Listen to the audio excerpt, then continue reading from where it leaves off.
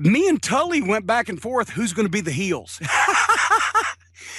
And as strange as it sounds these days, we took pride in that we could get more heat than anybody. The Midnight Express and Jim Cornette, we started riots. We caused people to hit the ring. We took pride in that we could cause more riots, but so did Tully Blanchard and Arn Anderson and J.J. Dillon. They wanted to be the ones that caused more people to hit the ring and more riots and more fucking, blah, blah, blah.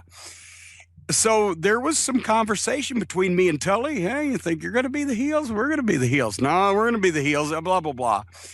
And then it was decided by Dusty Rhodes because he painted us, the Midnight Express and myself, in the babyface role with the way he orchestrated the angle, but it all worked out because we made tremendous money. The matches drew, the gates were incredible.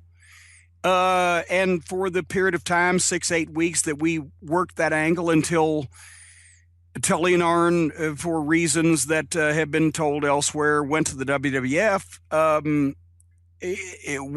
We were making a ton of fucking money. We were drawing huge crowds. We were having great matches, but we were the baby faces because it was booked that way, because Dusty sensed that he needed to keep Tully and Arn and JJ, his top heels. He needed to keep them heel, but the people would probably like the Midnight Express and Jim Cornette because of their performance, because of the quality of the matches that we had. If we were put in the position where we were the ones attacked, where we were the ones jumped in the locker room, where we were the ones that were wronged, people would take us as the baby faces. And once we saw that that's how we were going to be presented, then we took that and ran with that also, and tried to get the people behind us as much as possible without actually turning babyface.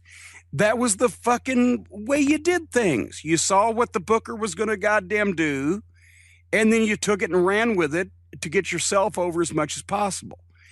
So for that period of time, and that's still my one regret in the NWA run, that we didn't have 6 months with Tully and Arn and JJ. We only had 8 weeks.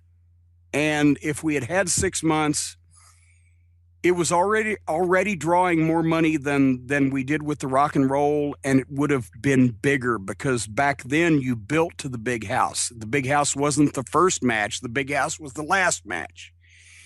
And JJ and I already had ideas for the blow off and etc. And it didn't come to that. But point being, to answer the question, heel versus heel matches can always draw money if they're done the right way with the right people. And ours did.